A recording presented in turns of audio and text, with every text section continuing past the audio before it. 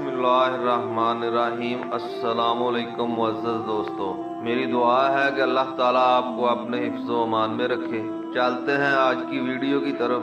मियाँ लड़के, क्या तुम बकरी का दूध दोकर हमारी प्यास बुझा सकते हो? छोटे से कद और गंदमी रंग के लड़के ने चूं कर नजरें उठाई। उसके सामने दो निरानी चेहरों वाले खड़े थे।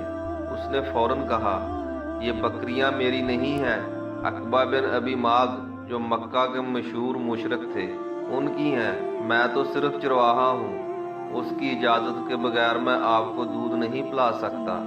ये अमानत में खयानत होगी। अब दूसरे साहब बोले, अच्छा तो भाई कोई ऐसी बकरी ले आओ जो दूध ना देती हो। इस पर चरवाहे ने कहा, ऐसी बकरी है तो सही, लेकिन आपके किस काम की? वो साहब बोले, तुम लाओ तो सही। चरवाहे ने बकरी आगे कर दी। ये दो हजरात नबी करीम सल्लल्लाहु अलैहि वसल्लम और हजरत अबू बकर सिद्दीक रजी अल्लाह ताला अन्हो थे। इस्लाम की तबलीग का बिल्कुल इब्तदाई दौर था। आप दोनों तबलीग करते दूर निकल आए थे। प्यास लगी, पानी की तलाश में नजरें दौड़ाई। पानी तो नजर ना आया, चरवाहा है। चरवाहे और उसकी बकरियों पर नजर पड़ी, चनाचे उसके नजदीक आ गए।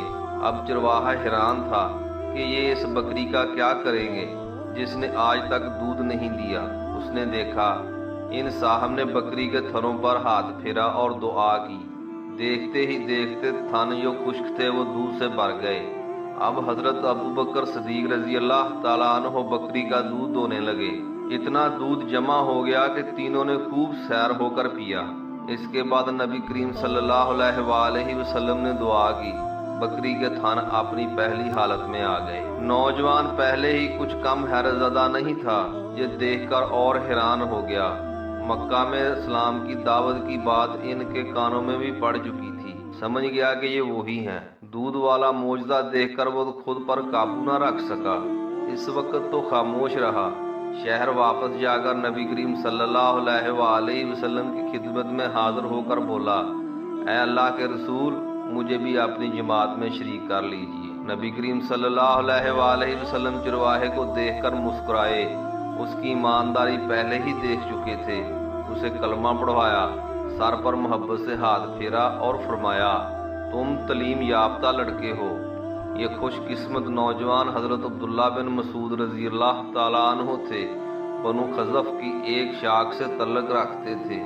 ईमान लाने के बाद हजरत अब्दुल्ला बिन मसूद रजी अल्लाह ताला अन्हो ने खुद को नबी करीम सल्लल्लाहु अलैहि वसल्लम की खिदमत के लिए वक्फ कर दिया और ज़ौक़ शौक़ से कुरान की तालीम हासिल करने लगे।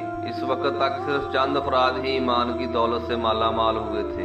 एक दिन इन हजरात ने आपस में मशवरा किया कि क्रैश ने आज तक बुलंद आवाज से कुरान पढ़ते हुए किसी को नहीं सुना। कोई इनके सामने बुलंद आवाज में कुरान पढ़े। हजरत अब्दुल्ला इब्ने मसूद रजी अल्लाह ताला अन्हु ने फौरन कहा, ये काम मैं करूँगा। इस पर सहाबा कराम ने उनसे कहा, ये काम बहुत खतरनाक है। ऐसा ना हो तुम किसी मुसीबत में गिरफ्तार हो जाओ। तुम्हारा कबीला इतना ताकतवर नहीं कि तुम्हें मुश्किन मक्का से छुड़ा सके। उनकी बात सुनकर हजरत अब्दुल्ला बिन मसूद रजी अल्लाह ताला अन्हु ने पुरजोश लहजे में कहा, आप लोग मुझे ये काम करने दें। मेरा भरोसा अल्लाह पर है, वही मेरी मदद करेगा। दूसरे दिन सूरज तुलू होने के बाद जब मुशरिकीन मक्का एक जगह जमा थे, हजरत अब्दुल्ला इब्ने मसूद रजी अल्लाह ताला अन्हु ने बुलंद आवाज में उनके सामने कुरान की तिलावत शुरू कर दी। इनमें से एक ने कहा, ये तो वो किताब पढ़ रहा है जो मोहम्मद सल्लल्लाहु अलैहि वसल्लम पर उतरी है। ये सुनते ही तमाम मुशरिकीन गुस्से में भर गए। अब्दुल्ला बिन मसूद रजी अल्लाह ताला अन्हु पर टूट पड़े। उन्हें इस कदर मारा कि उनका चेहरा सोच गया। उनके कई हिस्सों से खून बहने लगा, लेकिन उन्होंने कुरान की तिलावत न रोकी। तिलावत करते जाते थे और मार खाते जाते थे, हत्ता के मुशरिकीन मारते मारते थक गए। अब्दुल्ला इब्ने मसूद रजी अल्लाह ताला अन्हु इस वक्त खामोश हुए जब कुरान की सूरह खत्म हो गई। खस्ता हाल में वापस आए। सहाबा कराम ने देखकर कहा, हमें इसी का डर था। ये सुनकर उन्होंने पुरजोश अंदाज में कहा, मैंने तो इरादा कर लिया है, कल फिर उन्हें अल्लाह का कलाम सुनाऊंगा। सहाबा कराम रजी अल्लाह ताला अन्हु ने कहा, जितना तुमने किया है यही काफ़ी है। अपने साथियों के मजबूर करने पर हज़रत अब्दुल्ला इब्ने मसूद रुक गए। कुफार भला कब आराम से बैठने वाले थे। انہوں نے انہیں ستانے پر کمر باندھ لی۔ جب ان کا ظلم حد سے بڑھا تو نبی کریم صلی اللہ علیہ وآلہ وسلم نے انہیں حبشہ کی طرف ہجرت کرنے کی ہدایت فرمائی۔ آپ نے 2 مرتبہ حبشہ کی طرف ہجرت کی، تیسری مرتبہ مدینہ کی طرف ہجرت کی۔ نبی کریم صلی اللہ علیہ وآلہ وسلم نے بھائی چارہ کرایا تو انہیں حضرت معاذ بن جبل رضی اللہ تعالی عنہ کا بھائی بنایا۔ ان کے رہنے کے لیے مسجد نبوی کے پاس زمین کا ایک ٹکڑا عنایت فرمایا۔ 2 ہجری سے غزوات کا سلسلہ شروع ہوا۔ غزوہ بدر میں جب 2 بچوں نے ابو جہل کو شدید زخمی کر دیا تو حضرت عبداللہ بن مسعود رضی اللہ تعالی عنہ بھی ابو جہل کو تلاش کرتے وہاں پہنچ گئے۔ ابو جہل دم توڑتا نظر آیا۔ آپ نے اس کا سر کاٹ لیا اور لا کر نبی صلی اللہ علیہ وآلہ وسلم کے قدموں میں ڈھیر کر دیا۔ نبی کریم صلی اللہ علیہ وآلہ وسلم نے ابو جہل کا ناپاک سر دیکھ کر فرمایا، اے اللہ کے دشمن کو، جس نے اے اللہ کے دشمن تجھے ذلیل کیا۔ پھر فرمایا، اس امت کا فرعون مر گیا۔ غزوہ بدر کے بعد حضرت عبداللہ بن مسعود رضی اللہ تعالیٰ عنہ نے نہایت جوش اور جواں مردی کے ساتھ احد، خندق اور خیبر کی لڑائیوں میں حصہ لیا۔ حدیبیہ اور فتح مکہ کے موقع پر بھی آپ کے ساتھ تھے۔ 8 ہجری میں حنین کا معرکہ پیش آیا۔ اوازن اور ثقیف کے جنگجو قبیلوں کو شیطان نے بہکایا۔ انہوں نے دوسرے قبیلوں کو ساتھ میں لایا اور ہزارہا جنگجو مکہ کی طرف بڑھے۔ نبی پاک صلی اللہ علیہ وآلہ وسلم کو اطلاعات ملی تو آپ نے فوراً جنگ کی تیاری کی اور 12,000 صحابہ رضی اللہ تعالیٰ عنہ کو ساتھ لے کر مکہ سے روانہ ہوئے۔ اسلامی فوج میں مکہ کے 2,000 نئے مسلمان بھی شامل ہو گئے۔ اتنا بڑا لشکر دیکھ کر مسلمانوں کی زبان سے یہ الفاظ نکلے، اب ہمیں کون شکست دے سکتا ہے؟ اللہ کو غرور کے انداز میں کہی گئی یہ بات پسند نہ آئی۔ اسلامی لشکر حنین کی وادی میں پہنچا۔ وادی کے دونوں طرف دشمن چھپا ہوا تھا۔ مسلمان اس بات سے بالکل بے خبر تھے، آگے بڑھتے چلے گئے۔ پھر یوں ہی ان کا ہراول دستہ دشمن کی زد میں آیا، انہوں نے تیروں کی بارش کر دی، پھر نکل کر مسلمانوں پر ٹوٹ پڑے۔ ہراول دستے میں زیادہ تر نئے مسلمان تھے، وہ بخلا کر بھاگے اور دوسرے مسلمان بھی گھبرا گئے۔ ان میں سے اکثر کے قدم اکھڑ گئے۔ اس نازک وقت میں نبی صلی اللہ علیہ وآلہ وسلم میدان میں جم کر کھڑے رہے۔ صحابہ کرام کی ایک مختصر سی جماعت آپ صلی اللہ علیہ وآلہ وسلم کے گرد جان ساری کے جوہر دکھا رہی تھی۔ ان میں حضرت ابو بکر، حضرت عمر، حضرت علی، حضرت عباس اور حضرت عبداللہ بن مسعود رضی اللہ تعالیٰ عنہ شامل تھے۔ ایسے میں آپ نے فرمایا، مجھے ایک مٹھی خاک دو۔ انہوں نے فوراً حکم کی تعمیل کی۔ آپ صلی اللہ علیہ وآلہ وسلم نے یہ خاک مشرکین پر پھینکی۔